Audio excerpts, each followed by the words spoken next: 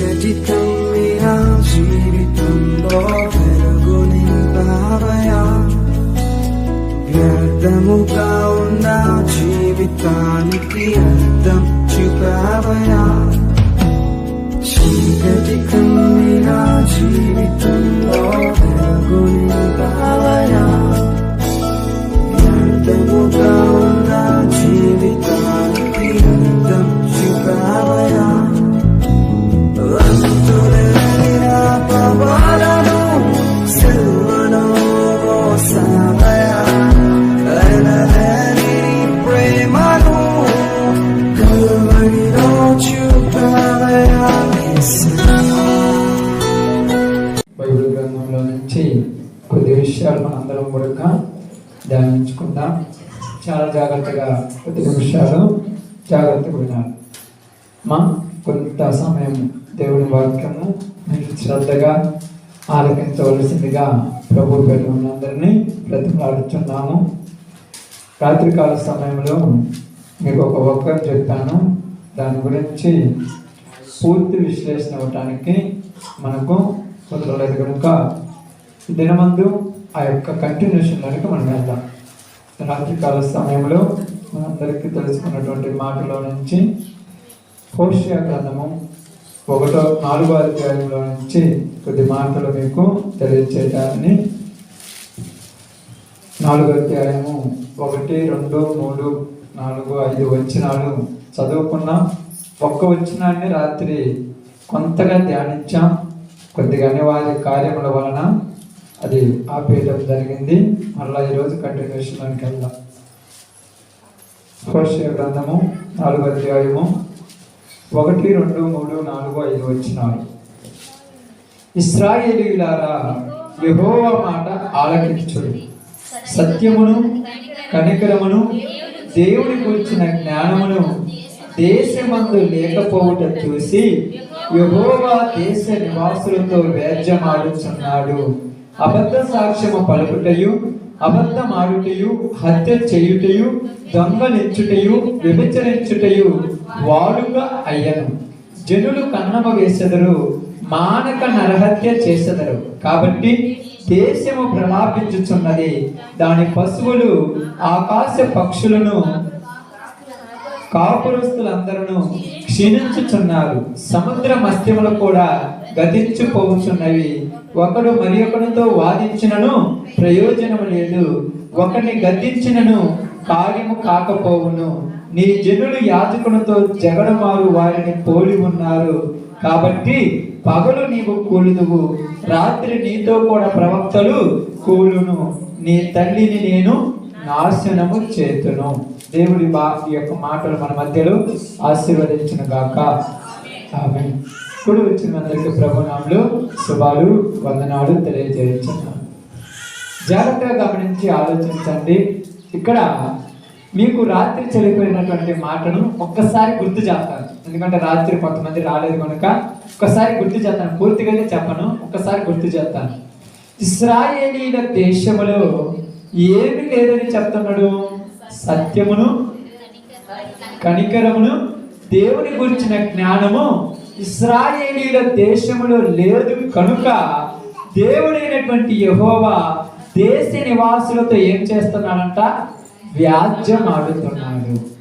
ఐగుప్తు దేశంలో నుంచి కానాను దేశంలోనికి ఇశ్రాయేలు ప్రజలను నడిపిస్తున్నప్పుడు ఇశ్రాయేలీలతో దేవుడు ఏమని మాట్లాడాడంటే, నేను మీకు ఇచ్చే దేశములో, బాగా వినండి, నేను మీకు ఇచ్చేటువంటి దేశములో మీరు సంతోషంగాను ఆనందంగాను ఎంతో ఆహ్లాదకరంగాను జీవిస్తారని యెహోవా దేవుడు ఇశ్రాయేలు ప్రజలకు తెలియజేశాడు.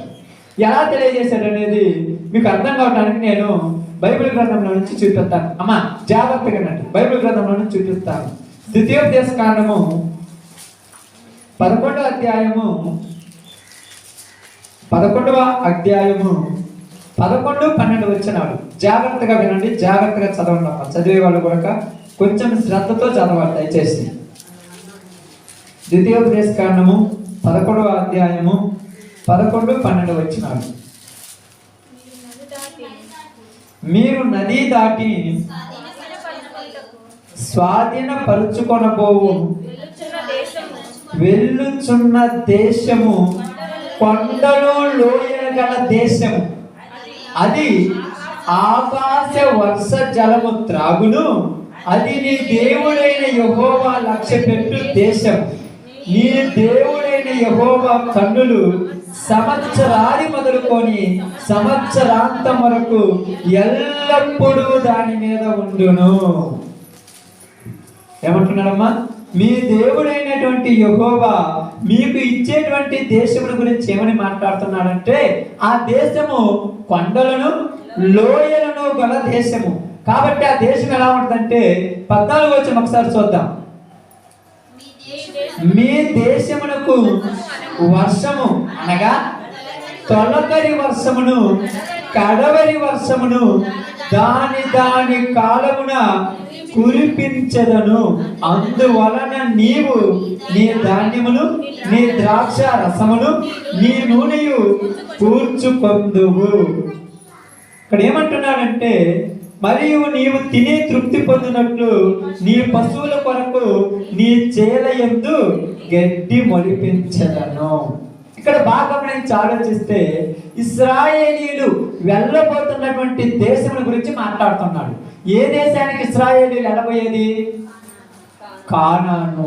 ఈ కానాన్ అనేది ఏమని చెప్పాడు దీని గురించి? పాలు తేనెలు ప్రవహించే దేశము. కాబట్టి ఇక్కడ ఏమని మాట్లాడుతున్నాడంటే, మీరు వెళ్ళే ఆ దేశము ఎక్కడ చెప్తున్నాడు ఈ మాట? నది దాటక ముందు, నది దాటిన తర్వాత వాళ్ళందరూ కూడా అక్కడ ఉన్నప్పుడు యెహోషువతో మాట్లాడుతున్నటువంటి మాట కానీ, మోసే ప్రవక్తతో మాట్లాడుతున్నటువంటి మాట కానీ, మీరు వెళ్ళే ఆ దేశము ఏ దేశం? అది కానాను దేశము, వాగ్దాన దేశము. ఆ దేశములో నేను ఏమి చేస్తానంటే తొలకరి వర్షమును కడవరి వర్షమును దాని దాని కాలమున కురిపిస్తాను. అక్కడ మీ పశువులకు మంచిగా గడ్డి మొలుస్తుంది. అక్కడ మీరు ద్రాక్షాలను, ద్రాక్ష రసమును, ద్రాక్ష కాయలను, ఫలవంతమైనటువంటి పంటలను మీరు అనుభవిస్తారు. అక్కడ మీరు నివసించేటప్పుడు మీ దేశం మీద సంవత్సరాది మొదలుకొని సంవత్సరాంతం వరకు నా కనుదృష్టి మీ దేశం మీద ఉంటుంది. ఇప్పుడు ఇశ్రాయేలీయులు ఈ మాటలు విని, ఈ మాటలు వాళ్ళు ఆలకించిన తర్వాత వాళ్ళ పరిస్థితులు ఎలా ఉన్నాయంటే, నిజముగా మేము ఉన్నటువంటి ఆ దేశము, మేము వెళ్ళబోతున్న దేశము ఎంతో సస్యశ్యామలమైనటువంటి దేశము. కొండలుంటాయి, లోయలు ఉంటాయంటే పచ్చ పచ్చగాను, ఎప్పుడు కలకలలాడుతూ, ఎప్పుడు కూడా నీళ్లతోనూ సమృద్ధితోనూ ఉండేటువంటి దేశాన్ని దేవుడు మాకు ఇస్తున్నాడు. కాబట్టి ఆ దేశంలో మేము ఎంతో సంతోషంగా ఉండాలి, ఎంతో ఆనందంగా ఉంటాము, ఎంతో హ్యాపీగా ఉంటామని ఇక్కడ ఇశ్రాయేలీయులు అనుకుంటున్నప్పుడు, ఇప్పుడు ఇశ్రాయేలీయులు కానాను దేశంలోకి వచ్చినప్పుడు కానాను దేశంలో పరిస్థితి ఎలా ఉందంట? దేశములో మీకా రాసిన గ్రంథము 7వ అధ్యాయము 12వ వచనం అనుకుంటాను, మీకు చదివించాను. మీకా గ్రంథం 7వ అధ్యాయం 2వ వచనం చదివారుగా, రాత్రి చదివారు. మీరు ఏమని చదివారు తెలుసా? దేశములో భక్తుడు ఒక్కడును లేడు. అక్కడ జరిగినటువంటి సంభాషణ మొత్తం మీకు చెప్పారు, మళ్ళీ ఇప్పుడు అది రిపీట్ చేయను. దేశంలో భక్తుడు ఒక్కడు కూడా లేడు. దేశంలో అందరూ కూడా అక్రమకారులు ఉన్నారు, అందరూ కూడా అన్యాయస్తులు ఉన్నారు, అందరూ కూడా న్యాయమును తప్పించి తిరిగే వాళ్ళు ఉన్నారు, అందరం కూడా వాళ్ళ ఇష్టం వచ్చినట్టు వాళ్ళు తిరిగే వాళ్ళు ఉన్నారు. కాబట్టి దేశంలో పాపం ఏమైంది? ఎక్కువైపోయింది. దేశంలో పాపం ఎక్కువైపోయింది. కానీ దేశంలో పాపం ఎక్కువైపోయింది. ఇశ్రాయేలీయులకు మాత్రము నది దాటిన తర్వాత అక్కడ దేవుడు ఏమని వాగ్దానం చేశాడు తెలుసా? మీరు వెళ్ళబోతున్న దేశము సస్యశ్యామలమైన దేశము. కాబట్టి ఆ దేశంలోనికి ఇప్పుడు ఇశ్రాయేలీయులు వచ్చారు. ఇప్పుడు ఇశ్రాయేలీయులు ఆ దేశంలోనికి వచ్చిన తర్వాత అక్కడ ఏమైందంట? అక్కడ ఏమైంది? పరిస్థితులు వేరైపోయాయి, పరిస్థితులు మారిపోయాయి. దేవుడు మాకు ఇస్తానని చెప్పిన దేశం చాలా గొప్పది, కానీ మేము చూస్తే ఈ దేశం ఎలా ఉందంట? ఎలా ఉందంట మా దేశము? దేశములో కరువు వచ్చేసిందంట. ఏమొచ్చిందమ్మా? దేశములో కరువు వచ్చిందంట. దేశములో తినడానికి తిండి లేదంట. దేశములో పశువులకు గడ్డి లేదంట. అసలుకి దేవుడు మాకు చెప్పింది ఏంటి? మాకు జరుగుతున్నది ఏంటి? దేవుడు మాకేం చెప్పాడు? దేశంలో సస్యశ్యామలం ఉంటుందని చెప్పాడు. కానీ ఇప్పుడు దేశంలో ఏమీ లేదు, ఏమీ లేదు. ఎందుకంటే ఎలా ఉంటే ఉంటది అనేది ఇప్పుడు మీకు అర్థం కావటానికి చెప్తాను చూడండి. అదే ద్వితీయోపదేశ కాండము వద్దాము అమ్మా. ద్వితీయోపదేశ కాండము 4వ అధ్యాయము 1వ వచనం ఒకసారి చదవండి అమ్మా. 4:1. కాబట్టి ఇశ్రాయేలీయులారా, మీరు బ్రతికి మీ పితరుల దేవుడైన యెహోవా మీకిచ్చుచున్న దేశములోనికి పోయి దానిని స్వాధీనపరచుకున్నట్లు మీరు అనుసరించవలసిన విధులను కట్టడలను నేను మీకు బోధించుచున్నాను. ఏమంటున్నాడు? నేను మీ పితరులకు ఇచ్చినటువంటి ఆ వాగ్దాత దేశమును మీరు స్వాధీనపరచుకోవాలంటే మీరేం చేయాలంట? నేను మీకు ఇచ్చేటువంటి విధులను కట్టడలను నేను మీకు బోధించుచున్నాను, వినుడి. ఏమని బోధిస్తున్నాడు చూడండి అమ్మా. మీ దేవుడైన యెహోవా ఇచ్చిన ఆజ్ఞలను మీకు ఆజ్ఞాపించుచున్నాను, వాటిని గైకొనుటయందు నేను మీకు ఆజ్ఞాపించిన మాటతో దేనిని కలపకూడదు. వాటిని ఏం చేయాలంట? దేవుడు మీకు ఇచ్చినటువంటి ఆజ్ఞలను మీరు ఏం చేయాలంట? గైకొనాలి. ఏం చేయాలంటమ్మా? గైకొనుటాలి. గైకొనడం అంటే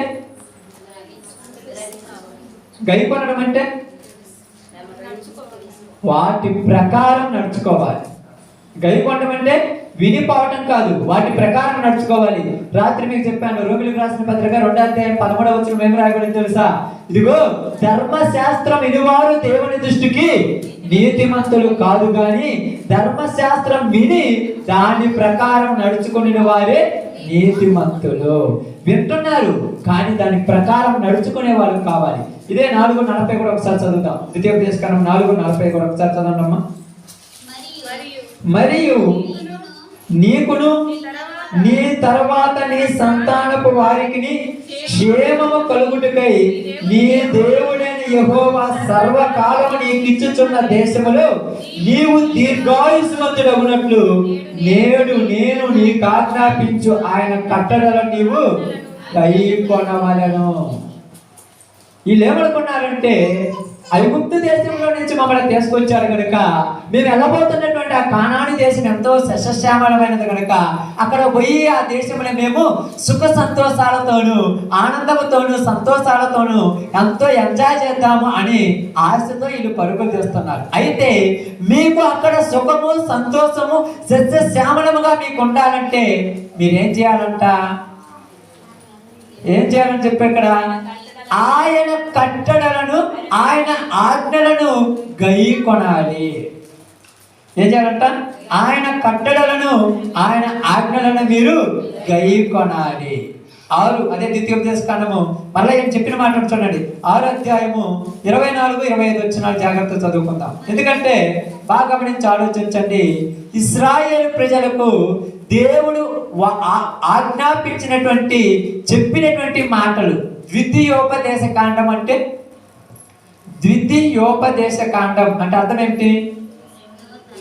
రెండోసారి ఉపదేశించాడు. మొదటిగా ఒకసారి చెప్పాడు అక్కడ సీనాయి పర్వతం దగ్గర ఆ యొక్క మైదానంలో ఉన్నప్పుడు, అరణ్యంలో ఉన్నప్పుడు చెప్పాడు. మరలాయిలు మరిసిపోతారేమని రెండోసారి కూడా జ్ఞాపకం చేస్తున్నారు. మీరు ఆ దేశంలోకి వెళ్ళినప్పుడు మీరు ఎలా ఉండాలి. ఎందుకు 2 సార్లు జ్ఞాపకం చేయాల్సి వస్తుంది? ఒకసారి చెప్తే సరిపోదా? మరిచిపోయాతనేమో ఊరు దగ్గరికి వచ్చిన తర్వాత మరలా చెప్తున్నాడు. ఏమని చెప్తున్నాడో చూడండి. మనకు నిత్యము మేలు కలుగుటకై యెహోవా నేటి వలె మనలను బ్రతికించినట్లు మన దేవుడైన యెహోవాకు భయపడి ఈ కట్టడలన్నిటినీ గైకొనవలెనని మనకు ఆజ్ఞాపించను. మన దేవుడైన యెహోవా మనకు ఆజ్ఞాపించినట్లు ఆయన సన్నిధిని ఈ సమస్తమైన ఆజ్ఞలను అనుసరించి మనము నడుచుకున్నప్పుడు మనకు నీతి కలుగును. ఏమంటున్నాడు? మనకు నిత్యము మేలు కలగాలి. మేలు ఎప్పుడు కలగాలంట? నిత్యము. మేలు అంటే ఏందమ్మా? మంచి. ఎప్పుడు కలగాలి? నిత్యము మనకు మేలుకు కలుగుటకై. ఎంత బాగా మాట్లాడుతున్నారు చూడండి. నిత్యము మీకు మేలు కలుగుటకై మీరేం చేయాలంట? ఆయన కట్టడలను, ఆయన విధులను, ఆయన మీకు ఆజ్ఞాపించిన వాటన్నిటినీ గైకొనుచు ఆయన సన్నిధికి మీరు ఉండాలి. అదే కదా రాయబడింది అక్కడ. చూడండమ్మా, ఆయన సన్నిధిని, ఈ సమస్తమైన ఆజ్ఞలను మనము అనుసరించిన యెడల, ఆయన సన్నిధిని అన్నాడు. అంటే సన్నిధి అంటే ఏంది? ఆయన సన్నిధి అంటే ఏంది? ఆయన మందిరమా? ఆయన మందిరమే కదా. ఆయన సన్నిధి అంటే ఆయన మందిరమేనా? నేను మందిరం అంటే మందిరమో, కాదంటే కాదు, అంతే కదా. ఆయన సన్నిధిని మీరు నిత్యము నడుచుకొని అనుసరించినట్లు అన్నాడు. అంటే మందిరములో ఉన్నప్పుడు మాత్రమే ఆజ్ఞలు పాటించాలా? ఎల్లప్పుడూ పాటించాలి. కానీ ఇశ్రాయేలు ప్రజలు ఎలా మారిపోయారంటే, ఆ బలి అర్పించడానికి వచ్చినప్పుడు, నైవేద్యం అర్పించడానికి వచ్చినప్పుడు పద్ధతులు బాగా పాటిస్తారు. మంచిగా క్రమంగానే ఉంటారు. మందిరంలోనికి వచ్చినప్పుడు దేవుని యొక్క ఉద్దేశాలు జాగ్రత్తగా పాటిస్తారు. కానీ దేశంలోనికి వెళ్ళి చేస్తే దేశంలో ఏమి లేదు, దేశంలో ఏమి లేదు, నీతి కరువైనది, సత్యము లేదు, కరుణ లేదు, దేవుని గురించినటువంటి జ్ఞానము లేదు. అదే 5:29 కూడా ఒకసారి చదవండి. మళ్ళీ అదే మాట కూడా చెప్తున్నాడు. ఎన్నిసార్లు ఎందుకు చెప్పారు చూడండి ఆయన. 5:29 కూడా ద్వితీయోపదేశకాండం ఎన్నిసార్లు చెప్తున్నాడు చూడు. వారికి వారి సంతానమునకును నిత్యము క్షేమము కలుగునట్లు వారు నా యందు భయభక్తులు కలిగి నా ఆజ్ఞలన్నిటినీ అనుసరించు మనసు వారికి ఉండిన మేలు. ఏ మనసు ఉండాలి? ఆజ్ఞలు అనుసరించే మనసు ఉండాలి. ఎవరికి? వారికి, వారి సంతానమునకును. ఎవరికంటమ్మా? వారికి, వారి సంతానమునకును. ఇప్పుడు వీళ్ళకైతే ఆజ్ఞలు అనుసరించే మనసు ఉందేమో, అందుకే ఎక్కడికి వచ్చారు వీళ్ళు? ఎక్కడికి వచ్చారు? పాడు తేనెలు ప్రవహించు వాగ్దాత దేశంలోనికి వచ్చి ఆ దేశంలో కొంతకాలం ఏం చేశారు తెలుసా? మంచిగా అభివృద్ధి చెందారు. దావీదు మహారాజు రాజుగా ఉన్న కాలం మొదలుకొని, అంతకుముందు సౌలు రాజుగా ఉన్నప్పుడు కానీ, అంతకుముందు న్యాయాధిపతుల ముందు కానీ, ఇశ్రాయేలీలు ఆ దేశంలోనికి వెళ్ళినప్పుడు ఆ దేశంలో ఉన్నటువంటి వాళ్ళందరినీ కూడా తరిమి, వీళ్ళు ఆ ప్రాంతంలో కనానీయులను కానీ, మిద్యానీయులను కానీ వాళ్ళందరిని తరిమేసి వీళ్ళు ఆ ప్రాంతంలో నివాసం చేస్తున్నప్పుడు వీళ్ళకి దేవుడు ఏం చేశాడు? ఎక్కడికి వెళ్ళినా విజయమే. ఎందుకు? భయభక్తులతో నడుచుకుంటున్నారు. కొంచెం భయం ఉన్నది, కొంచెం భక్తి ఉన్నది, దేవుడు అంటే శ్రద్ధగా నడుచుకుంటున్నారు. ఇప్పుడు వీళ్ళ జీవితాలలో గొప్ప గొప్ప జరుగుతున్నది. వీళ్ళు ఊహించినట్టుగానే వాళ్ళ జీవితాలు ఎలా ఉన్నాయి తెలుసా? సస్యశ్యామలముగా ఉన్నది. ఎప్పుడూ వాళ్ళకు మేలే కలుగుతున్నది. అయితే ఈ తరమ వారందరూ కూడా వారి జాతి, వారి యొక్క పితరుల యొద్దకు చేర్చబడ్డారు. ఎక్కడుంది? న్యాయాధిపతుల గ్రంథము 2వ అధ్యాయము 1వ వచనం 10వ వచనం చూద్దాం.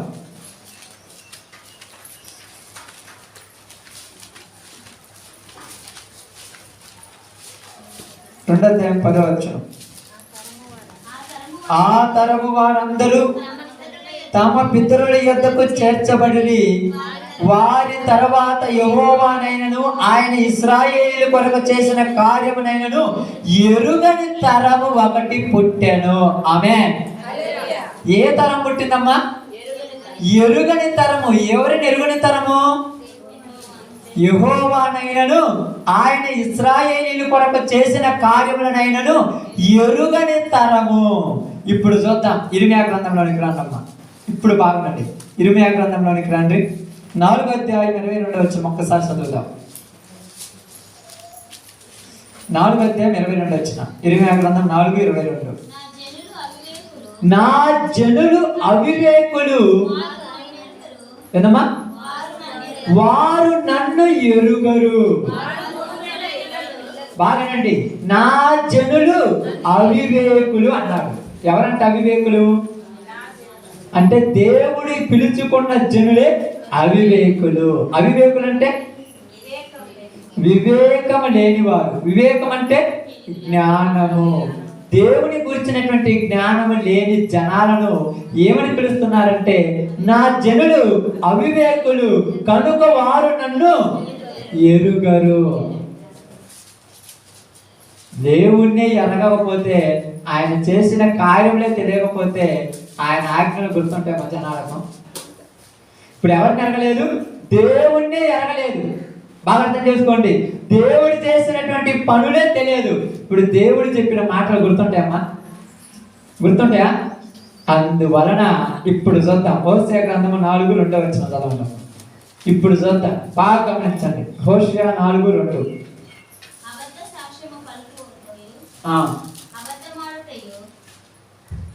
అబద్ధ సాక్ష్యము పలుకుటయు, అబద్ధము ఆడుటయు, హత్య చేయుటయు, దొంగిలించుటయు, ఏందమ్మా, వ్యభిచరించుటయు వాడుక ఆయను. ఆమేన్. ఇప్పుడు ఏమంటున్నాడు? యెహోవాను ఎరుగని తరం పుట్టింది. దేవుడే తెలియకపోతే దేవుడు చెప్పిన మాటలు గుర్తుంటాయా? గుర్తుంటాయక? ఇప్పుడు ఎరుగని తరం పుట్టింది కాబట్టి ఎరుగని తరముల జనాలు ఎలా ఉన్నారు? ఎలా ఉన్నారు అంటున్నాడు హోషేయ ఇక్కడ. అబద్ధము, అబద్ధ సాక్ష్యము పలుకుటయు, అంటే అబద్ధము ఆడుటయు, నరహత్య చేయుటయు, దొంగలించుటయు, వ్యభిచరించుటయు, వాడుక. అంటే వాడుక అంటే మనిషికి ఏముండాలి అలవాటు? ఏ అలవాటు ఉండాలమ్మా? ఉదయాన్నే లేచి అలవాటు ఉండాలి. లేచిన వెంటనే ముఖం కడుక్కొని అన్నం తినే అలవాటు ఉండాలి. ఈ అలవాటు. కానీ ఏలకున్న అలవాట్లు ఏంటి? పొద్దున్న లేస్తే వ్యభిచారం చేయటము, దొంగతనం చేయటము, అబద్ధాలు ఆడటము, కామ చూపులు, మోహపు చూపులు, పనికి మారిన పనులు చేసి అలవాటు ఉన్న ఏలని ఎవరు మార్చాలి చెప్పండి? ఈరోజు ఏ స్థితిలోకి మారిపోయిన జనాలు? పొద్దున లేస్తే వాడు నిద్ర మంచం మీద నుంచి లేవగానే వాడి మనసులోనికి ఏ ఆలోచనలు వస్తున్నాయి? ఏ ఆలోచనలు వస్తున్నాయి? అయ్యో ఇశ్రాయేలీయులమైనటువంటి మా పితరులను ఐగుప్తు దేశంలో మేము బానిసత్వంలో ఉన్నప్పుడు మమ్మల్ని బయటికి తీసుకొచ్చిన దేవుడు మాకు చెప్పిన ఆజ్ఞలు గుర్తున్నాయా? వాళ్ళకు గుర్తుంటాయమ్మా? వాడుక అలవాటు. ఏం అలవాటు వచ్చింది? ఏందా అబద్ధం ఆడుతున్నావు అంటే అలవాటు పడిపోయాడంట అంటారు. ఏంద్ర పొద్దుగూకులు తాగుతున్నావు అంటే అలవాటు. నీకు మాడుకోవడం కష్టము, అలవాటు పడిపోరు. ఏది పొద్దున్న లేస్తే వివాహం అయింది కదా, నీకు భార్య అయింది కదా, ఎందుకు పొద్దున్న లేస్తే గాలి కుక్కలా అడ్డు తిరుగుతున్నావు అంటే అలవాటు పడి పానం ఏం చేయమంట? అలవాటు పడితే దేవుడు ఏం చేయాలి? అలవాటు పడితే ఏం చేయాలి? అలవాటు మానిపియాలి. అంతే కదా? మానుకోవాలంటే రోజు చెప్పిన మానుకోడండి. మానుకోరక్క. కారం బాగా తినోడికి నోరు కాలితే అలవాటు మానుకోడు. అంతే కదా? రోడ్ల బట్టి గాడ్ల బట్టి తిరిగే వాడికి అరికాలు కాలితే కూర్చుంటారు కాళ్ళ మంచం మీద. ఏంటంటే అలవాటు అయిపోయినాడు. అలవాటు మానుకోవాలని అంటున్నాడు. ఎవరు చెప్పారు మానుకోలేడని? లోపల ఉన్న కిడ్నీలలో ఒక కిడ్నీ పోతే ఒక గుండెకు 4 రంధ్రాలు ఉంటాయి. ఒక రంధ్రాన్ని మూసేస్తే ఇప్పుడు మానుకోండి. ప్రాణం కంటే మందేం గొప్ప కాదు అంటారు. ప్రాణం కంటే సిగరెట్ ఏం గొప్ప కాదు అంటారు. ఏది మూసేస్తే ఏది ఆగితే మానుకుంటాడో ఆయన తెలుసు. ఇప్పుడు ఇశ్రాయేలీయులకు హోషేయ ప్రవక్త అంటున్నాడు. ఏమంటున్నాడు తెలుసా? వీళ్ళ చూస్తే మంచి కనపడట. ఉదయాన్నే లేవగానే ప్రతి వాళ్ళు కూడా అన్ని పనులు ముగించుకున్న తర్వాత ఇంట్లో ఉన్నటువంటి ఒక కండవ కానీ ఏదైనా తీసుకొని పనికి పోవడం జనాలకు అలవాటు. కానీ ఏళ్ళకేం అలవాటైంది? ఏం అలవాటైంది? దొంగతనం చేయటం అలవాటైపోయింది. కనబడిన చోటకెళ్ళి అక్రమంగా అన్యాయంగా దోచుకొని రావటం అలవాటైపోయింది. ఎవరు లేరని చూసి ఇంట్లోకి పోయి దోచుకొని రావటం అలవాటైపోయింది. కన్నం వేయటం అలవాటైపోయింది. దొంగలించడం అనేది అలవాటైపోయింది. మాట తెరిస్తే, నోరు తెరిస్తే నిజముందా? నిజమెవరైనా మాట్లాడాలి ఉన్నారా? నోరు తెరిస్తే చాలు. భర్త భార్యకి చెప్పట్లా నిజమో, భార్య భర్తకు నిజం చెప్పట్లేదు. గురి జవతరీలు కన్న తల్లిదండ్రులు కన్న బిడ్డలకు నిజం కూడా చెప్పట్లా, అలవాటైపోయారు. ఇప్పుడు ఇశ్రాయేలీయులు తన తండ్రులు తన బిడ్డలకు అబద్ధాలు చెప్పడం ప్రారంభించారు పాపం. ఇప్పుడు వీళ్ళు కూడా ఏం నేర్చుకుంటున్నారు? ఇదే అనుకున్నారు. ఇప్పుడు ఇలా చూడండి, వాడుక ఆయను. కాబట్టి ఎందుకంటే చూద్దాం బైబిల్ గ్రంథంలోకి వద్దాం. ఇప్పుడు ఇలా వాడుక ఎలా ఉందో చూద్దాం. బైబిల్ గ్రంథంలోకి వద్దాం, చూడండి. రాజుల 2వ గ్రంథంలోకి వద్దాం. ఆ కాలంలో ఉన్న పరిస్థితి మనకు కావాలి. ఎప్పుడు పరిస్థితి? ఆ కాలంలో ఏం జరిగిందో కావాలి. ఈ రోజు గురించి నేను మాట్లాడలేదు, ఆ కాలం గురించి మాట్లాడుతున్నాను. 2వ రాజుల గ్రంథము 15వ అధ్యాయం జాగ్రత్తగా చదవండి అమ్మా. 15వ అధ్యాయం తీసారా? 8వ వచనం నుంచి జాగ్రత్తగా చదువుదాం. యూదా రాజు అయిన అజర్యా ఏలుబడిలో 38వ సంవత్సరమందు యెరోబాము కుమారుడైన జకరియా షోమ్రోనులో ఇశ్రాయేలీయుల వారిని 6 నెలలు ఏలెను. ఇప్పుడు ఎవరి గురించి మాట్లాడుతున్నారు ఇక్కడ? యూదా రాజైన అంటున్నారమ్మా. అజర్యా ఏలుబడిలో 38వ సంవత్సరమందు యెరోబాము కుమారుడైన జకరియా షోమ్రోనులు, అంటే యూదా పట్టణం వేరని చెప్పాను రాత్రి. ఇశ్రాయేలీయులు ఇక్కడ యెరోబాము అంటే సొలొమోను కుమారుడైనటువంటి రెహబాము కాలం వచ్చినప్పుడు ఇశ్రాయేలీయులు 12 గోత్రాలు 2గా విడిపోయారు. దక్షిణ ఇశ్రాయేలీయులని, ఉత్తర ఇశ్రాయేలీయులని. దక్షిణ ఇశ్రాయేలీయులు యూదాగా పిలుస్తున్నారు, ఉత్తర ఇశ్రాయేలీయులను ఇశ్రాయేల్ అని పిలుస్తున్నారు. ఇప్పుడు యూదాకు బెత్లెహేం అనేటువంటి ఆ యొక్క ప్రాంతము, ఆ ప్రాంతంలో నుంచి వాళ్ళు దావీదు మహారాజు నగరమైనటువంటి ఆ ప్రాంతంలో నుంచి యూదాను పరిపాలిస్తుంటే ఇశ్రాయేలీయులను షోమ్రోను అనేటువంటి పట్టణంలో నుంచి పరిపాలన చేస్తున్నారు. ఇప్పుడు యెరోబాము కుమారుడైన జకరియా కాలం. ఇప్పుడు హోషేయ గ్రంథము 1వ అధ్యాయము 1వ వచనం ఒక్కసారి చదవండి. మీ జ్ఞాపకం కోసం చేస్తున్నాను, అదంతా కాదు. ఇప్పుడు మనకు కాలాలు మనకు రావాలి, కాలం కరెక్ట్ తెలియాలి. కాలం తెలిస్తేనే కరెక్ట్ అవుతుంది. హిజ్కియా, యోతాము, ఆహాజు, హిజ్కియా అను యూదా రాజుల దినములలో యెహోయాసు కుమారుడైన యెరోబామును ఇశ్రాయేలు రాజు దినములలో. ఎవరంటమ్మా? యెరోబాము, 2వ యెరోబాము అనేటువంటి ఈయన దినాలలో జరిగినటువంటి సంఘటన. ఇప్పుడు ఇక్కడ మనం చెప్పినట్టుగా రాజుల 2వ గ్రంథములో యెరోబాము కుమారుడైన జకరియా దినములు అంటే ఇశ్రాయేలు రాజులు అన్నాడు. రాజు అంటే యెరోబాము నుంచి కొంతమంది వరకు రాజుల వరకు. కాబట్టి ఇప్పుడు వాళ్ళ గురించి చూద్దాం, బాగా గమనించండి. చదివారు కదమ్మా. 6 నెలలు ఏలెను అతడు ఇశ్రాయేలు వారు పాపము చేయుటకు కారకుడకు నెబాతు కుమారుడైన యెరోబాము చేసిన పాపములను ఇడువక అనుసరించుచు తమ పిసురును చేసినట్లుగా తామును యెహోవా దృష్టికి చెడుతనం చేస్తున్నాడు. ఏం చేస్తున్నాడు ఆయన? చెడుతనము. ఎలాంటి చెడుతనం చేశారో మనం బైబిల్ గ్రంథంలో చూద్దాం. తర్వాత చదవండమ్మా, 10వ వచనం చదవండి. యాబేషు కుమారుడైన సల్లూము అతని మీద కుట్ర చేసి జనులు చూచుచుండగా అతని మీద పడి అతన్ని చంపి అతనికి మారుగా రాజాయను. ఏమయ్యాడంట ఈ సల్లూము? జనులందరూ చూస్తుంటే అందరిలో నుంచి వచ్చి కత్తి తీసుకొని వచ్చి వాడిని పొడిసి వాడిని చంపేసి రాజు అయిపోయారు. జనులు చూస్తుంటే ఒకరినొకరు చంపుతురమ్మా, చంపుతురా? చంపేటువంటి దినాలయ్యి. మీరు అనుకోవచ్చు, మరి వాళ్ళందరూ ఏం చేస్తారంటే మాకెందుకులే, ఒకడు ఘోరమైన వాడు, అన్యాయమైన వాడు ఎదుటి వాడిని నాశనం చేస్తుంటే ఎవరు జనాలు పట్టించుకుంటారు ఈ రోజులలో? నాకెందుకులే అలాగనే ఉంటే ఈ సల్లూం అనేటువంటి వాడు అతని మీద పడి అతన్ని చంపి వాళ్ళ మీద రాజు అయిపోయాడు. చంపింది కూడా ఎక్కడ? ఎవరు లేని ప్రాంతంలో వాడు, అందరూ చూస్తుండగా. తర్వాత వచ్చిన మాట చదువుదాం, చూడండి.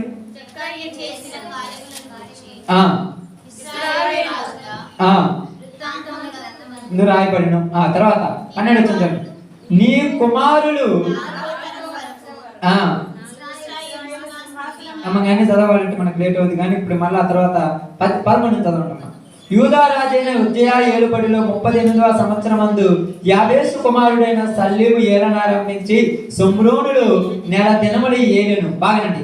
గాదీ కుమారుడైన మనహేము తిర్సాలో నుండి బయలుదేరి సొమ్రోనుకు వచ్చి సొమ్రోనులో నుండి యాబేసు కుమారుడైన సల్లీము మీద పడి అతన్ని చంపి అతనికి మారుగా రాజాయాడు.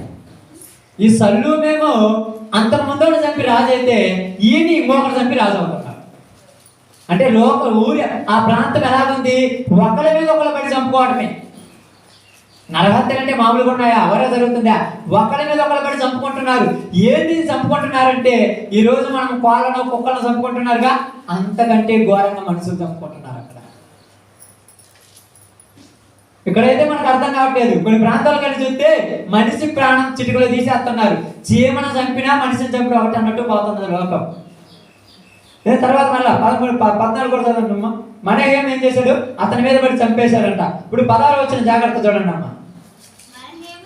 మనహేము రాగా తిప్సహు పట్టణపు వారు తమ గుమ్మములు తీయలేదు గనుక అతడు వారినందరినీ హతము చేసి తిర్సాను దాని చేరు గ్రామాలన్నిటిని కొల్లబెట్టి అచ్చట గర్భిణీలందరి గర్భములను చింపాను. ఎంత ఘోరం చేశాడమ్మా! అక్కడ వాళ్ళు తలుపు తీయకపోయాక దాని చుట్టుపక్కల ఉన్న ప్రాంతంలో ఎవరైతే గర్భం దాల్చారో వాళ్ళ గర్భాల మీద తన్ని వాళ్ళ గర్భాలను కోసేశారంట. ఇది ఘోరమా లేకపోతే అన్యాయమా? మామూలు ఘోరమా? ఇంత ఘోరం ఎక్కడ జరుగుతుంది? ఇశ్రాయేలు దేశంలో జరుగుతుంది, ఇశ్రాయేలు ప్రజల్లో జరుగుతుంది. ఇప్పుడు ఇక్కడ దేవుని ఆజ్ఞను గైకొనేవాడు ఉన్నాడా? ఎవరైనా ఉన్నాడా? ఇప్పుడు యోహాను రాసిన మొదటి పత్రిక 2:3 ఒకసారి చదవండి అమ్మా. మొదటి పత్రిక 2:3.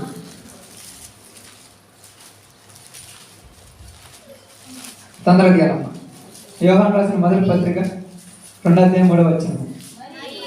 మరియు మనము ఆయన ఆజ్ఞలను గైకొనిన ఎడల దీని వలననే ఆయనను ఎరుగుదము.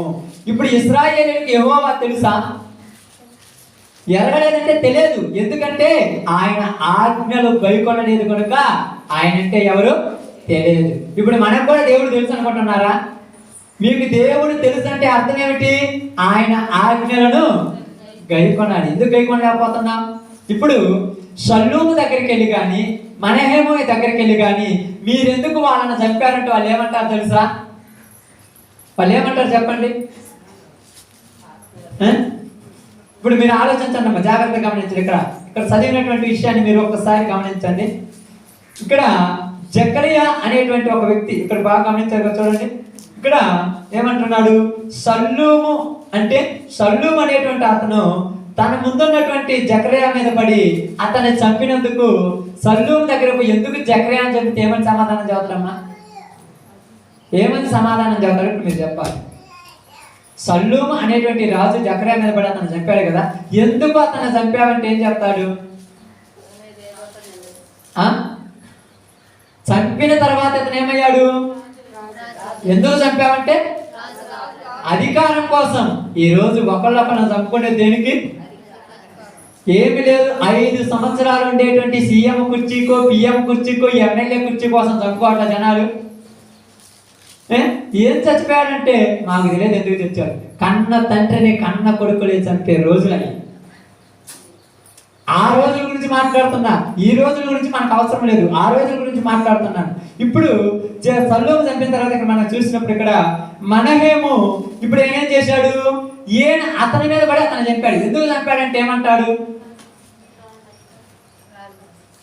నాకు రాజరికం కావాలి. ఏం కావాలంట? నాకు అధికారం కావాలి. దేవుడు అధికారం ఇచ్చి మిమ్మల్ని గొప్ప చేసి మిమ్మల్ని గొప్ప సింహాసనం మీద గోల్పరిచి మీకు కావాల్సింది ఏ లోటు లేకుండా చేస్తానంటే మనుషులను చంపుకొని అధికారులు అవుతున్నారు. అబద్ధాలు చెప్పటము, మోసాలు చేయటము, ఇంకా ఏం చేస్తున్నాడంట? ఎంత ఘోరం తెలుసా? గర్భిణీ స్త్రీల దగ్గరికి వెళ్ళి కత్తి తీసుకొని వాడి గర్భాలను కోసేస్తున్నారు. ఎంత ఘోరమైన పరిస్థితి అమ్మా. ఇప్పుడు దేవుడు ఆ దేశంలో వాళ్ళని ఏం చేయాలి? పాలు తేనెలు ప్రవహించే దేశానికి కదా నేను పంపిస్తానంది. పాలు తేనెలు ప్రవహించే దేశంలో నేను నివసిస్తానంది. ఇప్పుడు ఆ దేశంలోకి వచ్చి ఈ పనికి మాలిన పనులన్నీ చేస్తుంటే ఏమైనా ఆశీర్వదించాలా?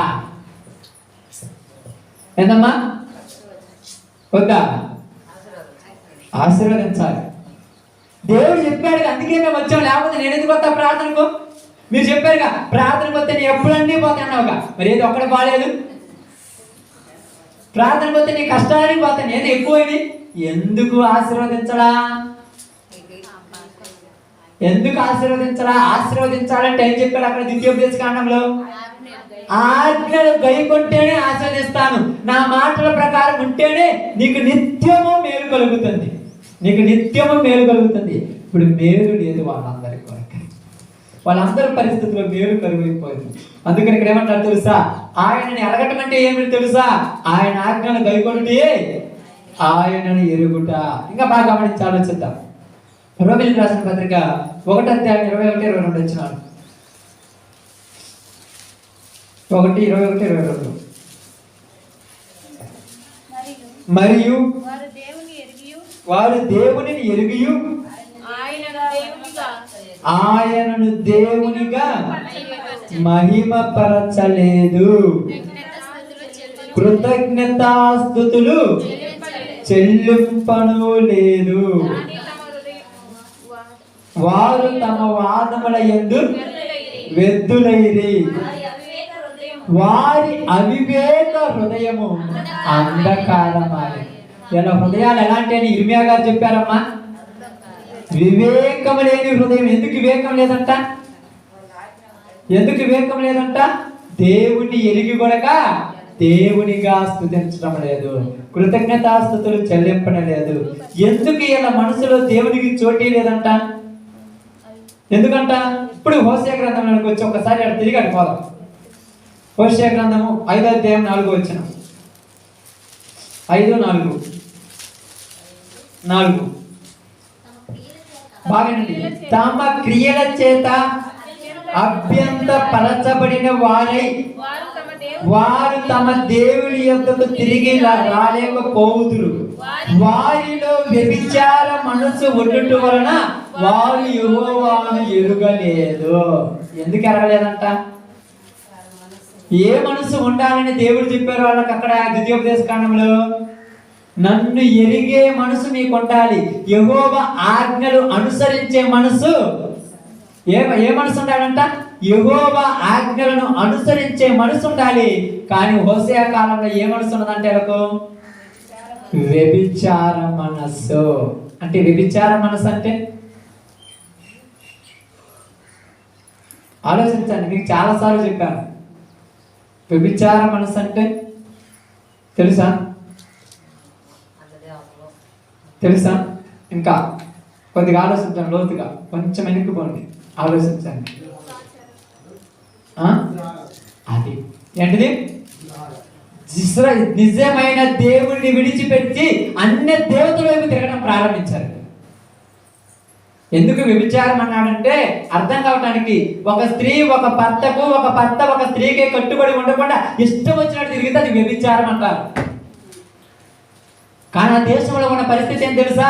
ఐగుప్తు దేశంలో నుంచి బయటికి తీసుకొచ్చిన దేవుణ్ణి విడిచి ఇష్టం వచ్చిన చోటు తిరుగుతున్నారు వాళ్ళు. అది వ్యభిచార మనసు అంటే. అందుకే ఇక్కడ ఏమంటున్నారు తెలుసు? రోమిలికి రాసిన పత్రికలో వారు దేవుని ఎరిగియు దేవునిని ఎరిగియుండి ఆయనకు కృతజ్ఞతాస్తుతులు. ఇప్పుడు వాళ్ళు ఇష్టం వచ్చినట్టు వాళ్ళు తిరుగుతున్నారు, వాళ్ళకి నచ్చినట్టు వాళ్ళు పోతున్నారు. ఒక భార్య తన భర్తని విడిచి ఇష్టం వచ్చినట్టు తిరుగుతుంటే ఆమెను ఏమంటారమ్మా? ఏమంటారు తెలుసా? వదిలివేయబడినది అంటారు. తెలుసా? వదిలివేయబడినది. వదిలివేయబడిందంటే ఇంకా దానిని లెక్కలోనికి తీసుకోరు. ఇంట్లోకి పోయి నీ భార్య చేస్తుందంటే నా భార్యకు నాకు సంబంధము లేదు. ఎవరి దగ్గరికైనా పోయి ఇదిగో మీ యొక్క ఉదాహరణకు అత్తమామ దగ్గర పోయి మీ కోడలు ఎలా చేస్తుంటే మాకు అసలు కోడలే లేదు, ఎందుకంటే వదిలేసాము అంటాడు. కాబట్టి ఇశ్రాయేలు ప్రజలను కొరక యోసియా ప్రవక్త చెప్పినట్టుగా ఆయన వారిని నిబంధన చేసుకొని వారిని ప్రదానం చేసుకొని వారిని గొప్పగా ఆలోచింపజేసినప్పటికి కొరక వీళ్ళందరూ ఏం చేశారు తెలుసా? ఇష్టం వచ్చినట్టు తిరగడం ప్రారంభించారు, ఆజ్ఞలు లెక్క చేయకుండా. బాగా మీకు అర్థం కావటానికి చెప్తాను. వీళ్ళని ఎలా చెప్పాడంటే హోషేయ గ్రంథం 2:19-20 వచనాలలో ఏమంటున్నాడంటే చూడండి అమ్మా, వాళ్ళని ఎలా చూశారో చెప్తున్నాను మీకు ఇక్కడ. చదవమ్మా. నీవు నిత్యము నాకుండునట్లుగా నేను నీ నీతిని బట్టి తీర్పు తీర్చుట వలన దయాదాక్షలను చూపుట వలన నిన్ను ప్రధానము చేసుకొందును. నీవు యెహోవాని ఎరుగినట్లు నేను నమ్మకమును బట్టి నిన్ను ప్రధానము చేసుకొందును. ప్రధానము అంటే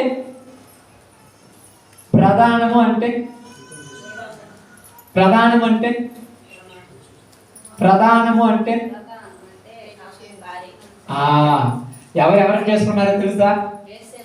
యేసేపు మరియను ప్రదానం చేసుకున్నాడు. అంటే నువ్వు నాకు భార్యగా. కాబట్టి మరియ గర్భవతి అయిందని యేసేపుకు తెలిసి అతను ఆమెను అవమానపరచనల్లక రహస్యముగా విడిచిపెట్టాలనుకున్నాడు. యేసు ప్రభు ఇలాగా చెప్పినట్టుగా ఇక్కడ కూడా యేసేపు ఎలాగైతే ఆమెను ప్రదానం చేసుకున్నాడో యెహోవా దేవుడు కూడా ఇశ్రాయేలీయులను ఏం చేశాడంట? ప్రదానం. నువ్వు నిత్యము నాకు ఉండాలంటే వీళ్ళు మధ్యలో ఎటు వెళ్ళిపోయారు? ఇష్టం వచ్చినట్టు తిరుగుతున్నారు, అంతే కదా. వివాహం చేసుకునేటప్పుడు భార్యాభర్తలు ఇద్దరు కూడా ప్రమాణాలు చేస్తారు, భలే చేస్తారు. కొంతమంది అంటారు క్రిస్టియన్ మ్యారేజ్లోనే ప్రమాణాలు చేపించేది, ఇంకా దేంట్లో చేపిరు అంటారు. హిందూ మ్యారేజ్లో కానీ ముస్లిం మ్యారేజ్లో కానీ ప్రతి దాంట్లో ప్రమాణాలు చేపిస్తారు తెలుసా. క్రిస్టియన్ మ్యారేజ్లో అయితే అచ్చ తెలుగులో చెప్తారు, హిందూ మ్యారేజ్లో అయితే సంస్కృతంలో చెప్తారు. సంస్కృతం అందరికి రాదు కాబట్టి ఏదో తూతు మంత్రాలు చదివిపోయారంటారు. అది సంస్కృతం ఉంటుంది దాంట్లో. ఆ సంస్కృతంలో చెప్తారు ఏమని? కష్టమందును, నష్టమందును, ఇబ్బందులను, సమస్య మందును నీతో నేను, నాతో నువ్వు, ప్రాణం పోయేంత వరకు నిన్ను నేను, నన్ను నువ్వు తప్ప నేను ఎక్కడికి వెళ్ళనని చెప్తున్నారు. వీళ్ళకి అర్థం కానివాళ్ళు కాబట్టి, పనికి మానవులు కాబట్టి అర్థం కాక ఇష్టం వచ్చినట్టు తిరుగుతున్నారు. మనం ఏం చేద్దాం? ఇప్పుడు ఇశ్రాయేలు ప్రజలు కూడా అలాగే తిరుగుతున్నారు. అందుకనే అన్నాడు తెలుసా, నువ్వు ఇలా తిరుగుతున్నావు కాబట్టి, ఇలా ఉన్నావు కాబట్టి నన్ను నువ్వు ఎరగలేదు. ఎరగటం అంటే ఏంటి? ఎరుగుటం అంటే ఏంటి? ఆయనంటే భయం ఉంటే ఆయన చెప్పిన పనులు చేస్తే ఆయనను ఎరగటమని. ఇప్పుడు ఇశ్రాయేలీలు యెహోవాను ఎరగకుండా ఉండటానికి గల కారణం ఏంటంట? ఏ మనసు ఉన్నది వాళ్ళకు? వ్యభిచార మనస్సు. భర్తను పక్కన పెట్టి పనికి మాలిన దాని గురించి ఆలోచించే మనస్సు. అబ్బా ఎంత మంచిగా మాట్లాడుతున్నాడు. నేను నిన్ను ప్రదానం చేసుకున్నానని చెప్తున్నాడు. ఇప్పుడు భర్త మాటలకు, భర్త ఆజ్ఞలు కాకుండా వేరే ఆజ్ఞలు ఉంటే భర్త కోపం రాదమ్మా. భర్త నేను తెమ్మన్నా, లేకపోతే భర్త ఏదైనా పని చేస్తే చేయకపోతే పనికి మానవుడు పక్కనోడు చెప్పినప్పుడు చేసింది అనుకో, ఈ భర్తకి ఎంత కోపం అవుతుంది. అలాగే ఇప్పుడు దేవుడికి అదే అనిపించింది. ఇప్పుడు వెంటనే ఏం చేయాలి తెలుసా? బాగా గమనించి ఆలోచించండి. ఇప్పుడు హోషేయ గ్రంథం చూడండి, 4:3 వచ్చిన అనుకుందాం ఒకసారి. 4:3. కాబట్టి దేశము ప్రలాపించుచున్నది, దాని పశువులను, ఆకాశ పక్షులను, ఏందమ్మా, కాపరస్తులందరూ క్షీణించుచున్నారు, సముద్ర మత్స్యములు కూడా గతించుపోవుచున్నవే. 3వ వచనం జాగ్రత్తగా. దేశం ఏం చేస్తుందంటమ్మా? ప్రలాపించుచున్నది. ప్రలాపించడం అంటే ఎందుకు? మీకా గ్రంథము 7:13 వచనం. ఎందుకు ఏడుతుందో తెలియాలిగా. ఇప్పుడు అమ్మాయి ఏడుస్తుంది, చిన్న అమ్మాయి. ఎందుకు ఏడుతుందంటే నోరు లేదు కాబట్టి చెప్పలేదు. ఇప్పుడు పెద్ద అమ్మాయి ఉంది, ప్రధానకు అమ్మాయి శాంతం ఉంది. ఎందుకు ఏడుతున్నావు అంటే మెదడుకుందంటే అంటే అర్థం ఏంది? ఎందుకు చెప్పదు? కారణం బల మీద ఉంటే చెప్పరు, బల మీద లేకపోతే చెప్తారా? ఇప్పుడు 7:13 వచనం మీకా గ్రంథం. బాగా చదవమ్మా. అయితే దేశ నివాసులు చేసిన క్రియలను బట్టి దేశము ఏడుస్తున్నది. దేశం ఎందుకు పాడైపోయింది? దేశం ఎందుకు బాధపడుతుందంట? దేశ నివాసులు చేసిన క్రియలను బట్టి. ఎవరు చేసిన క్రియలను బట్టి? దేశంలో ఉన్నవాళ్ళు చేసిన క్రియలను బట్టి ఎవరు ఏడుస్తున్నారంట? దేశము ఏడుస్తున్నది. ఎలాగంటే మీకు రాత్రి మీకు చెప్పాను కదా, ఆదికాండము 3:17 వచనం. ఆదికాండము 3:17 వచనం.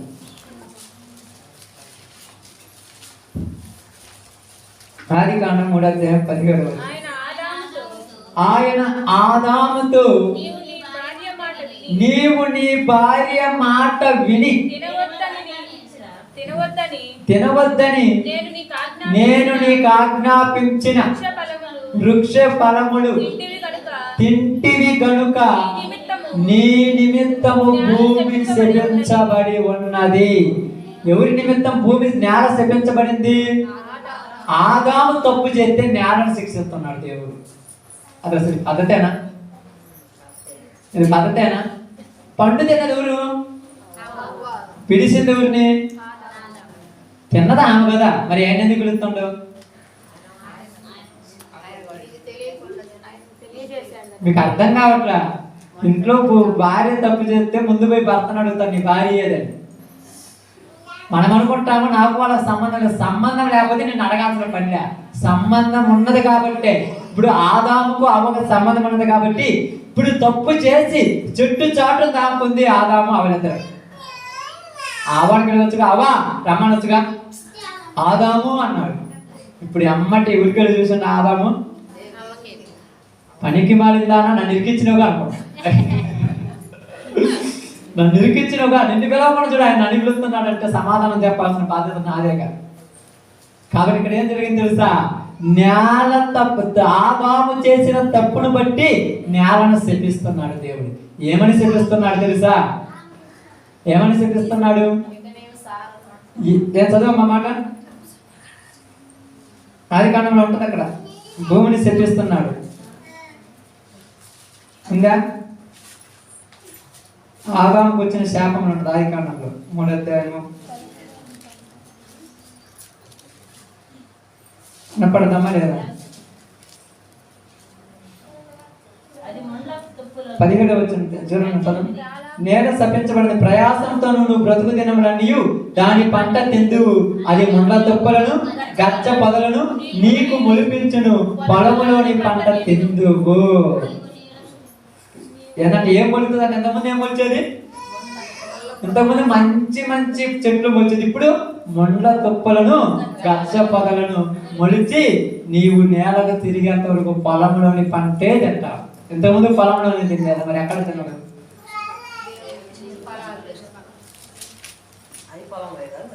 అది పొలంలో కదా, అంతే కదా, కరెక్ట్. మరి అది తర్వాత చెప్తాను. అంటే మీకు ఇప్పుడు చెప్పడానికి సబ్జెక్ట్ కదా. కాబట్టి ఏంటంటే మనుషుడు రొట్టె వలన మాత్రమే కాదు కానీ దేవుని నోట నుండి వచ్చి ప్రతి మాట వలన జీవించిన రాయబడ్డాడు. కాబట్టి ఇంతకు ముందు తిన్నది పొలంలో పంటే కాదనట్ల, కానీ ఆ పంట తిన్నప్పుడు అతనికి సాగు లేదు, ఇప్పుడు సాగు వచ్చేసింది. ఓకే, దాని గురించి మీకు కాదు కాబట్టి బాగా గమనించి ఆలోచిస్తే ఆదాము చేసిన తప్పు వల్ల నేలను ఏం చేశాడు? శపించాడు. ఇప్పుడు ఇశ్రాయేలీయులు చేసినటువంటి తప్పు వల్ల ఏం చేయాలి? నేలను శపించాలి. ఎలా శపిస్తున్నాడు? ఇర్మియా గ్రంథంలోనికి వెళ్దాం. ఇర్మియా గ్రంథము 12వ అధ్యాయం 4వ వచనం. జాగ్రత్తగా ఉంటాం. ఇర్మియా గ్రంథము 12వ అధ్యాయం 4వ వచనం. 12:4.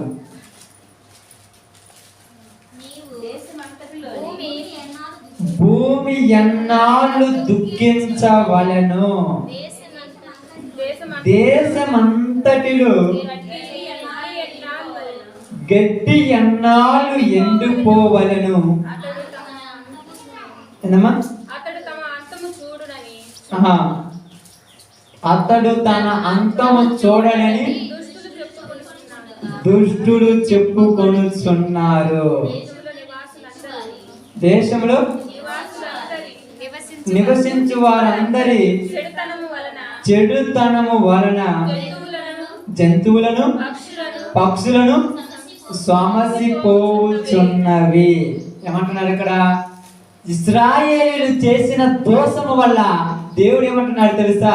ఇదిగో భూమి ఎన్నాళ్ళు దుఃఖించవలను. భూమి ఏం చేస్తుందంట? దుఃఖపడుతుందంట, ఏడుస్తుందంట. భూమి ఏడవటం వల్ల ఏమైందంట? దేశంలోని గడ్డి ఎండిపోతున్నది. ఎన్ని రోజులు? ఇది వరకు ఎక్కడ చూసినా పచ్చగా సస్యశ్యామలంగా ఉన్నటువంటి ఆ యొక్క కానాను దేశం, ఆ యొక్క పాలు తేనెలు ప్రవహించే దేశంలో ఇప్పుడు ఏమి లేదంట? చూడటానికి గడ్డి కూడా లేదంట. అక్కడ ద్వితీయోపదేశకాండం మనం చదివినప్పుడు ఏముంది?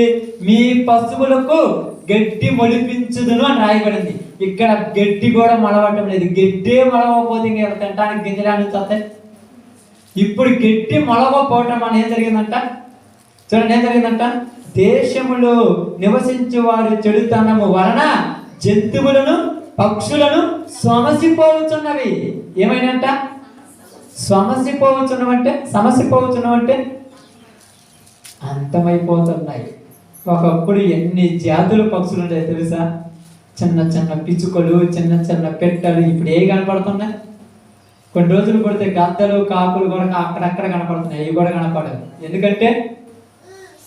ఎందుకంట హోషేయ గ్రంథంలో మాట్లాడాడు. ఏమన్నాడు తెలుసా? 3వ వచనం 4వ ముళ్ళు, నీవు చేసిన దోషముల వలన నేను ఏమన్నాడమ్మా? అది గుర్తుపెట్టుకోవాలి. ఆ మాట గుర్తుపెట్టుకుంటేనే వాచనం గుర్తు మీకు అర్థమయ్యేది. అది గుర్తుపెట్టుకోకపోతే అర్థం కాదు. 3వ వచనం ఏం చదివారు చూడు అక్కడ. కాబట్టి దేశము ప్రలాపించుచున్నది, దాని పశువులను ఆకాశ పక్షులను కాపురస్తులందరూ క్షీణించుచున్నారు, సముద్ర మధ్యములు కూడా గతించిపోవచ్చున్నవి. దేశంలో ఏమి లేదమ్మా, గడ్డి ఎండిపోయింది. ఎందుకు ఎండిపోయింది? భూమి దుఃఖిస్తుంది. ఎందుకు దుఃఖిస్తుంది? ఎందుకు ఎండిపోయింది? ఎందుకు దుఃఖిస్తుంది? ఇర్మియా గ్రంథము ప్రతిదీ కూడా మనము వాక్యంలో నుంచే చూడాలి. ఎందుకంటే కొట్టి చెప్తే బాగుంటుంది. ఇక్కడ వాక్యంలోనే మనం పోవాలి. 4వ అధ్యాయము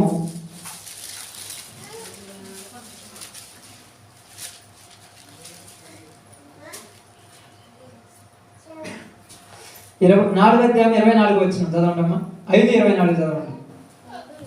5:24-25 బాగానండి అమ్మా. వారు రండి, మన దేవుడైన యెహోవా యందు భయభక్తులు కలిగి ఉందుము. ఆయనే తొలకరి వర్షమును కడవరి వర్షమును దాని కాలమున కురిపించువాడు కదా. నిర్ణయింపబడిన కోతకాలపు వారములను ఆయన మనకు రప్పించినని తన మనసులో అనుకొనరు. మీ దోషములు వాటి క్రమములను, ఏటి క్రమములు? తొలకరి వర్షము కడవరి వర్షము కరువైపోయింది. ఎక్కడ?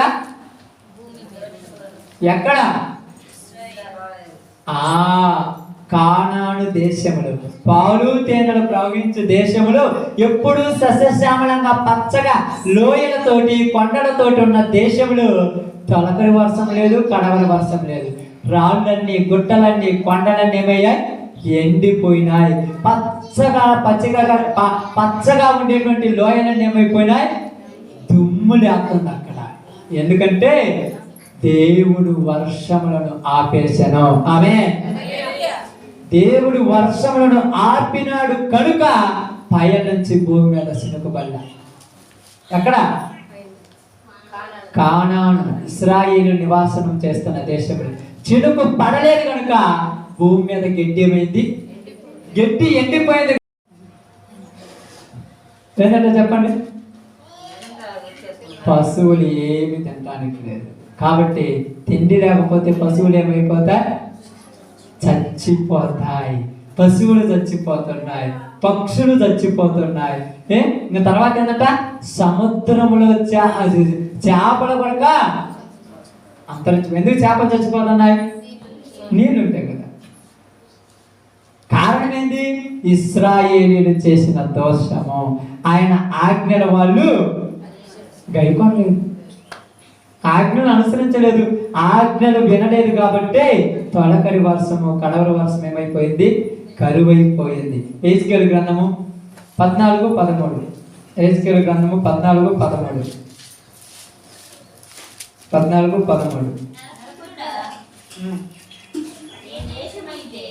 నరపుత్రుడా, ఏ దేశమైతే విశ్వాసఘాతకమై నా దృష్టికి పాపము చేసినదో దానికి నేను విరోధినై ప్రాణాధారము ఆహారము లేకుండా చేసి కరువు రప్పించి మనుషులను పశువులను నిర్మూలము చేయుదును. పశువులను మనుషులను కూడా ఏం చేస్తున్నాడంట? నిర్మూలము చేస్తాను. ఇప్పుడు మనుషులు చేసిన పాపము వలన, బాగానేనమ్మా, మనుషులు చేసిన పాపము వలన ఇశ్రాయేలీలు నివసిస్తున్నటువంటి ఆ దేశంలో ఏమైపోయిందంట? ఇశ్రాయేలు దేశంలో ఏమైపోయిందంట?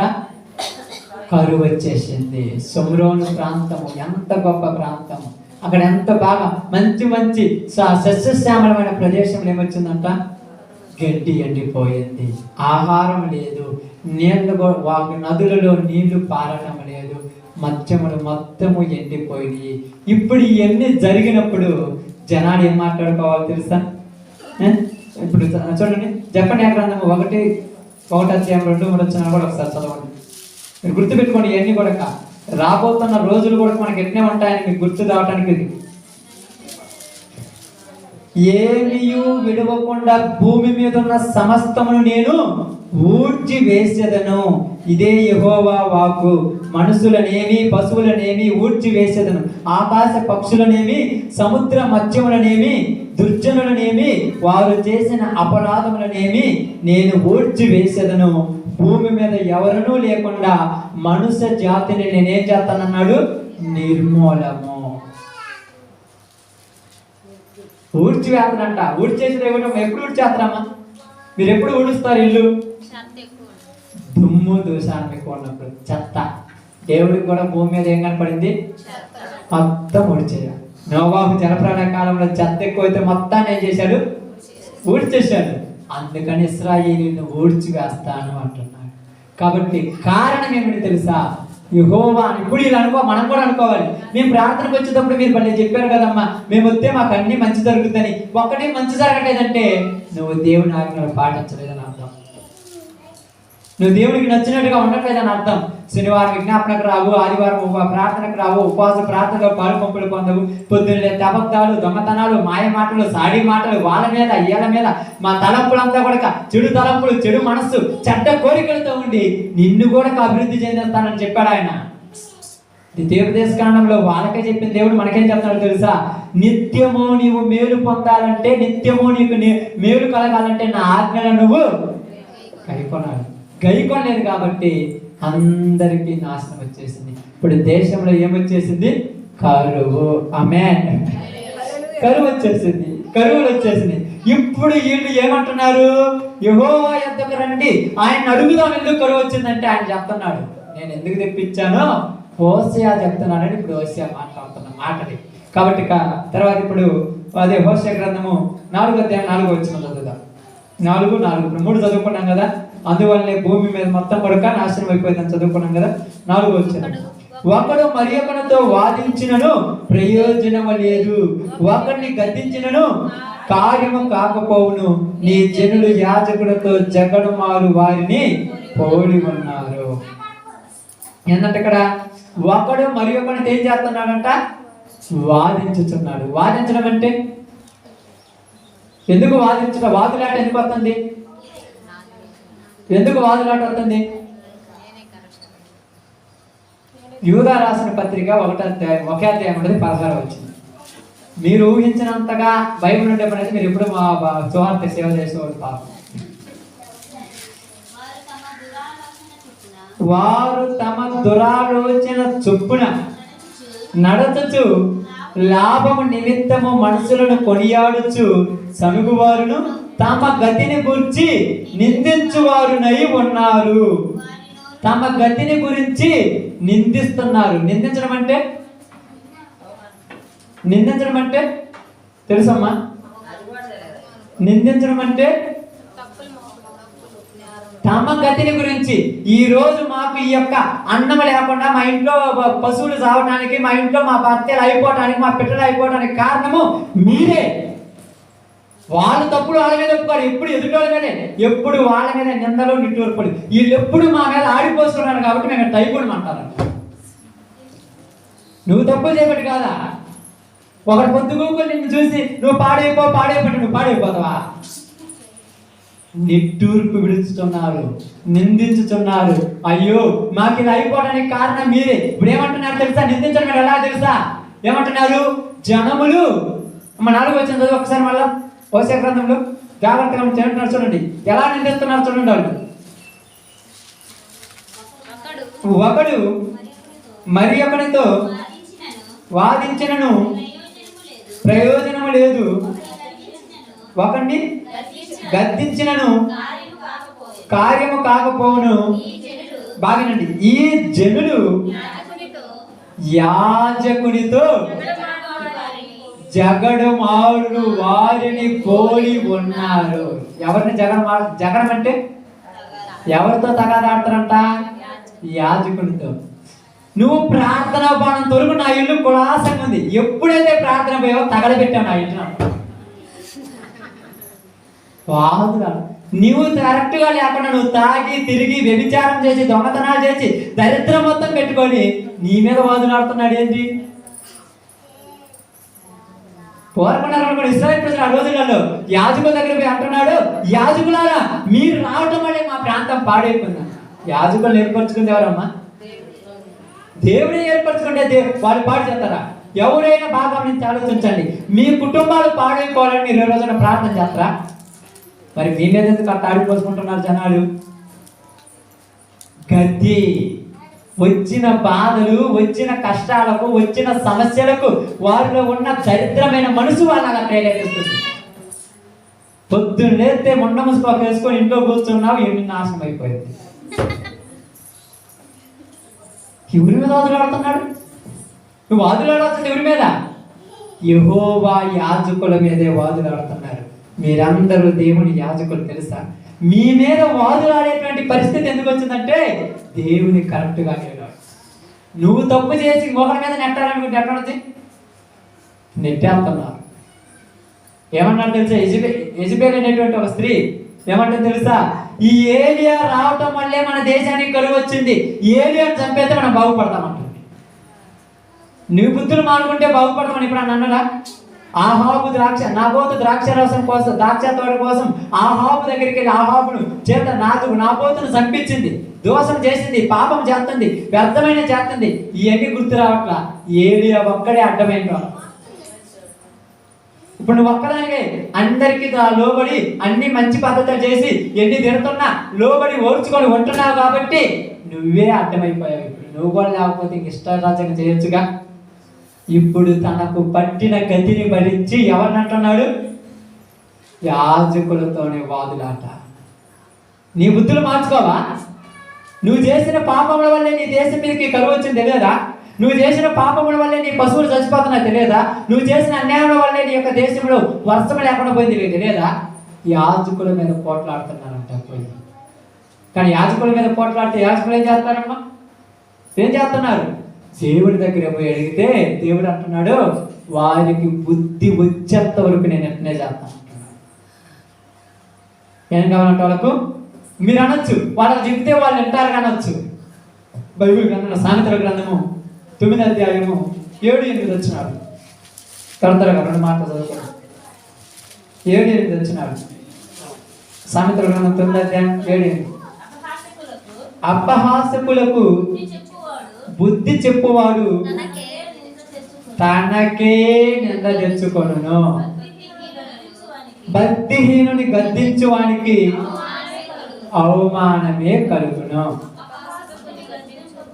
అపహాసకుని గద్దింపకము, గద్దించిన ఎడల వాడు నిన్ను.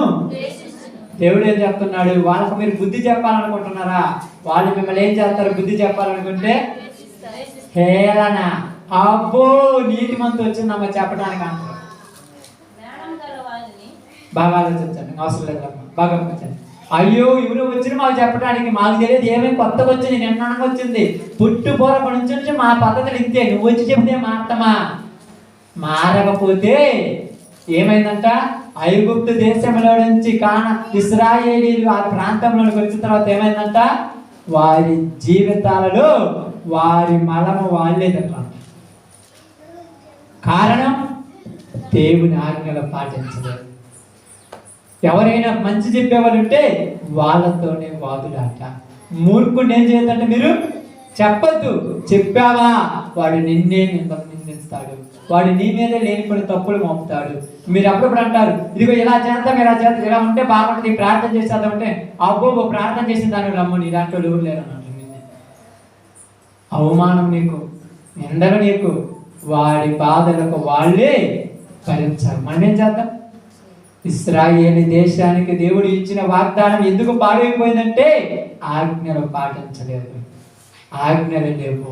ఇప్పుడు 5వ వచనంలో ఏం మాట్లాడుతున్నాడు తెలుసా? ఆయన మీకు ఏదైనా అన్నమా కాబట్టి పగలు నీవు కూలుదువు, రాత్రి నీతో కూడా ప్రవక్త కూలును. ఇప్పుడు ఎప్పుడు వస్తుందంట అది మనిషి మీదకి అనేటువంటి బాధలు ఎప్పుడు వస్తుందంట? పగలు వస్తుంది, రాత్రి బాగా గమనించండి. పగలు వస్తుంది, 2 పూటలు వస్తుంది. ఎప్పుడైనా నాశనం నీ మీదకి రావచ్చు. నీ తల్లి నేను అంటే నాశనం, తల్లి అంటే ఎవరు ఇక్కడ? ఇశ్రాయేలు దేశాన్ని నేనేం చేస్తానంటున్నాడు? నాశనం చేస్తానని చెప్తున్నాడు. కాబట్టి ప్రియ సహోదరి సహోదరులారా, ఈరోజు బైబిల్ మనకేం చెప్తుందంటే మన జీవితాల్లో ఇశ్రాయేలీకుడు దేశం ఎందుకు పాడైపోయిందంటే వాళ్ళు దేవుడి ఆజ్ఞలు పాటించలేకపోవటం వల్ల. ఇప్పుడు వాళ్ళు వచ్చేమంటున్నారంటే దేవుడు మాకు శశశ్యామలమైనటువంటి ప్రదేశం ఇస్తానన్నాడు. ఏంది ఇక్కడ గడ్డి కూడా మొలవలేదంటే గడ్డి మొలవపోవటానికి కారణం ఎవరని చెప్తున్నాడు? హోసేయ, మీ పాపములే, మీరు చేసిన అక్రమాలే. కాబట్టి మనుషులలో మంచి పోయిందంటే ఆటోమేటిక్ ఏమవుతుంది? చెడు వచ్చేసింది. కాబట్టి ఈరోజు మన జీవితాల్లో మనం కూడా ఆలోచిద్దాం.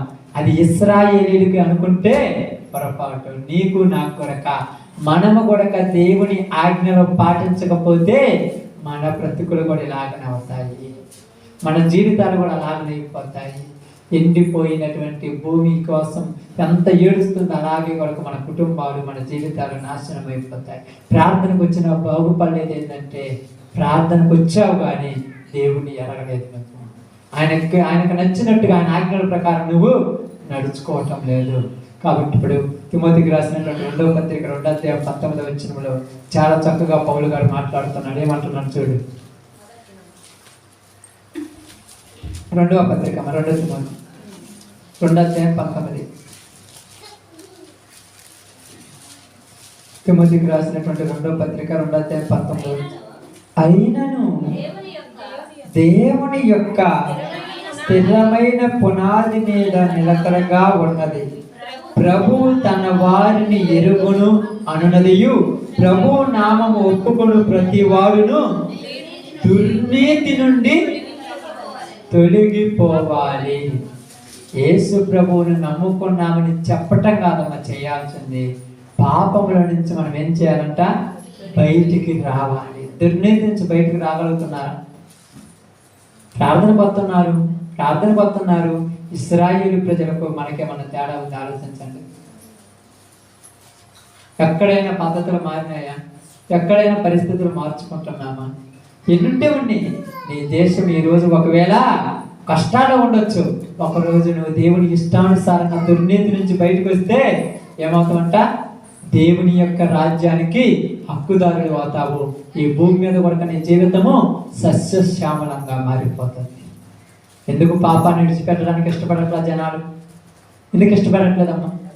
ఎందుకు ఇంకా ఇన్ని రోజులు కూడా ఇంత దేవుని గురించి ఇంత వాక్యం తెలుసుకుంటున్నా వాళ్ళకి ఎందుకు పాపంలో నుంచి బయటకు రాలేకపోతున్నారు జనాలు? దరిద్రానికి. దేనికి? దరిద్రానికి. మనం ఏం చేద్దాము? శపించాలంటున్నాడు దేవుడు. ఎవరిని శపిస్తాడు? అందరినా. ఎవడైతే పాపం చేస్తాడో వాడిని శపిస్తున్నాడు దేవుడు. ఈరోజు నీతోటి నాతోటి పరిశుద్ధాత్మ దేవుడు మాట్లాడుతున్న మాట బాగా ఆలోచించండి. దుర్నీతి నుండి నువ్వు తొలగి రావాలి బయటికి. ఇశ్రాయేలీయులకు అదే చెప్తున్నాడు. మీరు పాపంలో నుంచి బయటకు వస్తే మరలా పూర్వపు స్థితి నేను మీకు ఇస్తాను. తప్పు చేశాడు. తప్పు చేసినంత మాత్రానికి ఏమన్నా వదిలేస్తాడా?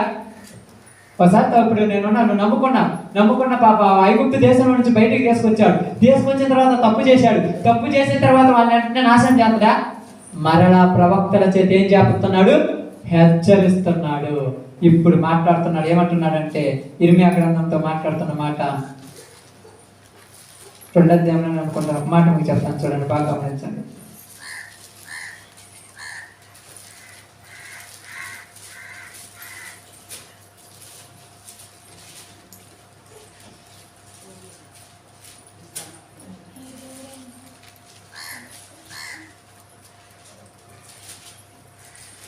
మీ గ్రంథంలో నుంచి వచ్చిన మాట ఏమని రాయబడిందంటే,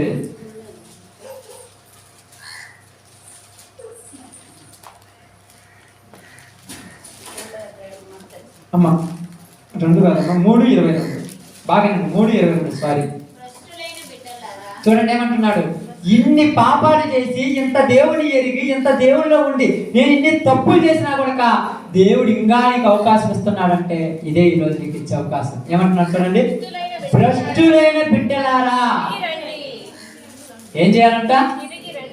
అవకాశం. ఎంత గొప్ప మాట చూడు, తిరిగి రండి, మీ అవిశ్వాసమును నేను బాగు చేస్తాను అంటున్నాడు. ఆమేన్. తిరిగిరా. నీ ఉన్న పరిస్థితిలో నువ్వు అనుకుంటున్నావు, నన్ను దేవుడు ఎంత ప్రాంతంలో నుంచి ఎంత బయటికి తీసుకొస్తే నేను ఇన్ని పాపాలు చేసి ఇన్ని కష్టాలు తెచ్చుకున్నాను, ఇక నాకు మంచి జరుగుద్దా అంటుంటే ఏమంటున్నాడు? భ్రష్టుడైన బిడ్డలారా అన్నాడు. ఏమన్నాడు? భ్రష్టుడు. భ్రష్టుడు అని ఊరిని అంటాడు. భ్రష్టుడు అంటే ఊరు వారు తమ మనసులో దేవునికి చోటిలాగా పోయిరు కనుక చేయరాని కార్యములు చేయుటకు దేవుడు వారిని భ్రష్ట మనసుకు. దేవుడు అంటే తెలుసు మనందరికీ. ఇక్కడ తెలియని ఉన్నామమ్మా, తెలిసి కూడా ఏం చేశాము? ఇశ్రాయేలీలాగా కావాలని పాపాలు చేశాం. మన మనసులో ఉన్నటువంటి చిన్న చిన్న కోరికల వల్ల తప్పులు చేశాం. ఇప్పుడు ఏడుస్తూ కూకుంటే ఉపయోగం లేదు. ఇప్పుడు ఏం పెడుతున్నాడు తెలుసా? తిరిగి మళ్ళా వస్తే క్షమిస్తాడు, ఖచ్చితంగా క్షమిస్తానంటున్నాడు ఆయన. మీ అవిశ్వాసం అని నేను ఈసారి తిరిగి వచ్చిన తర్వాత మళ్ళా ఇరిగిపోవటానికి కాదు, ఇప్పుడు చేసావు కాబట్టి కొన్ని కష్టాలు పడ్డావు.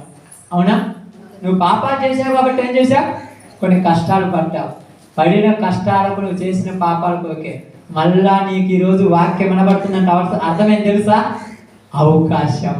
అబ్బా ఎంత గొప్పడమ్మా! ఇన్ని తప్పులు చేసిన నన్ను కూడా నువ్వు కూడా కరడి. ఇశ్రాయేలీలు కూడా చెబుతున్నాడు, గర్భిణీ స్త్రీల గర్భాలు కోసేసి ఐగుప్తు దేశంలో నుంచి వచ్చినటువంటి రాజులు ఒకరి మీద ఒకరిని చంపినా కూడా మళ్ళా పిలుస్తున్నాడు, భ్రష్టులైన బిడ్డలారా తిరిగి.